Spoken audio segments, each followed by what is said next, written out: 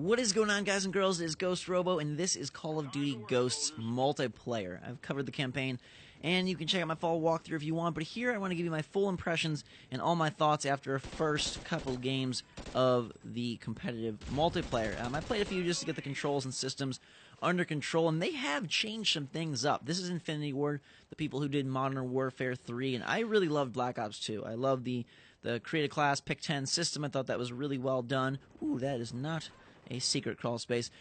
Here they've kind of taken a create a class system, of course, but it's all purchase based rather than unlocks, and it's more strictly designed than the sort of wide open pick 10. It's these squad points where you unlock these points to buy new guns and buy new equipment for your guns, and it seems to be way more based on this squad points currency than an unlock system, which to me is a little bit strange. I kind of like the progression of you get this gun at level 30 and this gun at level 40 and la la la la la. Here you have way more choices from the start, and you have to build these squad points, which seem kind of slow coming.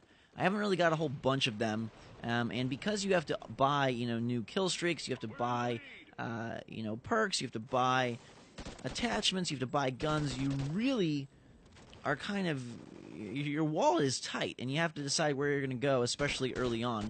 I'm rocking the default gun here because I would rather spend money on attachments and stuff than try to get a blank new gun. And the first assault rifle is pretty okay. Another thing you'll notice right off the bat is that the maps are really, really colorful and diverse in their settings. This one is like some freaking futuristic plant world. I don't even know how to describe it. I've played in things that are very typical Call of Duty maps, but also a lot of this lush stuff. The single player takes on the storyline of the U.S. has basically been blended up and churned to pieces, so there's foliage and just wildlife going crazy. It's been years since things were under control, and multiplayer kind of carries over that same plot line, at least in terms of its environments. Now, the moment-to-moment action is of course what you expect from Call of Duty. I will say there's a ton of quick kills, spawn kills, turn and face the wrong way kills, and I think a lot of that has to do with launch night tendencies. People are just kind of going ham and going crazy and sprinting around,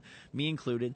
But I think also every map I've played has huge open sections.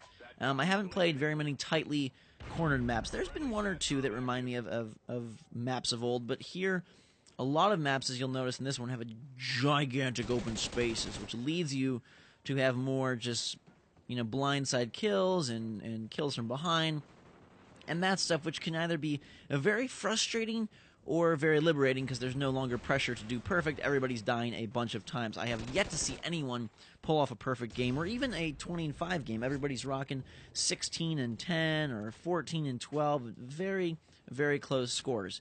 I will say that the replacement for the spy plane, the drone, is a little weird. It's more positional, and I prefer the all-encompassing map coverage. I feel like Infinity Ward tries to make changes and tries to do things different just because, rather than the two companies building on each other, the two studios just saying, hey, we're working within the same franchise, why don't we keep the best of yours and maybe the best of mine and make it beautiful instead? We have two games that do feel different, especially from a multiplayer standpoint. And I definitely notice it, even as someone who's not a hardcore Call of Duty player. That being said, it's a lot of fun. I still think this is probably the best first-person shooter multiplayer on the market. It'll be interesting to see how it fares once next-gen kicks in, and we have stuff like Killzone Shadowfall and a very pretty version of Battlefield 4. But it's likable. It's very likable. I think I still have to get used to the switches. The class system is weird. I know I'm not describing it perfectly, but basically, like I said, you're buying the different spots, and you have a limited number of perk points, so it's not like, oh, you can equip extra perks and sacrifice grenades. You just have a limited slew of perk points, and a lot of them, 90% of them, are locked from the beginning. And again, it's not level-based, it's like squad point-based, and I find that currency system a little bit constrained. I do like the way that they've taken the maps and kind of expanded them out. It does feel a little more not Call of Duty-ish. You're not getting as many browns and darts and dusk and sand as I would come to expect. And that's going to be either a positive or negative just based on personal preference. Do you like map variety? Do you like color palette variety?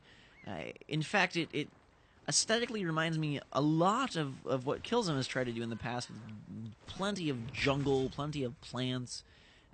You get a lot of points for just about everything, and there's these field intel things, or field reports, field intel, something. It's basically like if you pick one up, it's a briefcase, and then you'll get like a secret mission, and if you complete that, you get more points.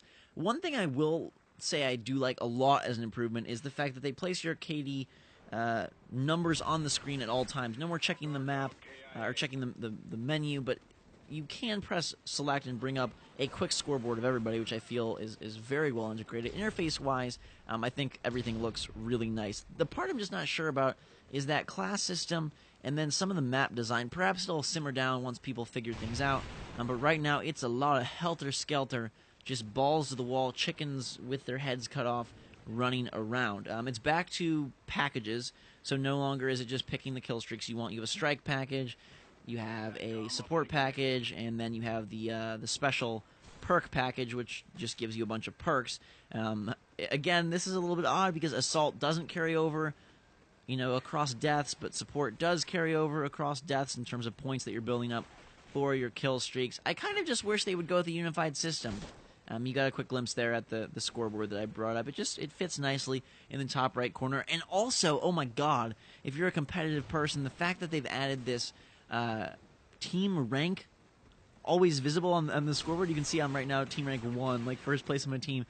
Dang, that like really makes you push the pedal to the metal, because you see like, holy crap, I'm in 4th place, I better pick it up. Whereas before, you were just trying to have the best game you could, and maybe you'd every once in a while hit that back button, select button, and see where you were at. But now it's like right in front of your face, and I feel like it's both supportive to competition, and also like it adds to the rage if you're not doing well. Just see what I mean? Like there's back kills every 5 seconds. There's a crazy map that's in like a European castle field. It feels like it's straight out of Monty Python. Just so many long sight lines, and I feel like the assault rifles, I could be wrong, but I feel like the starting gun has insane range on it. I don't know if anyone else feels that way, but I feel like it has insane range on it. And I was both picking and getting picked from very far away. The dog is the default second perk, and he kind of follows you around and hopefully helps you out. But like I said, the action so far has been so frantic and so far away that his benefits haven't really helped me out so much. Yet I probably sound down on the game, and I think the only reason I am is because I really thought Black Ops 2 was a sweet spot, and here things are switched up. I probably will get used to it. This is my first gameplay that I'm uploading to YouTube, and I'm sure that I will have new things to say and hopefully a more calm down perspective upon my next upload. But right now I'm feeling a little bit weird about things. I like the interface. I like some of the aesthetic changes that they've made, but mechanically it's the same, which is fine. Why, though, did they make all these switches to sort of the overarching progression and that structure? Let me know what you think in the comments below. Are you a big fan of the Modern Warfare 3 now Ghost system, or did you really enjoy that Black Ops 2 Pick 10 system? Thanks so much for watching, guys and girls. If you want to see more Call of Duty multiplayer, let me know in the comments below. Hit that like button, add to your favorites. Until next time, guys and girls, drink some hot chocolate, and we will see you all later.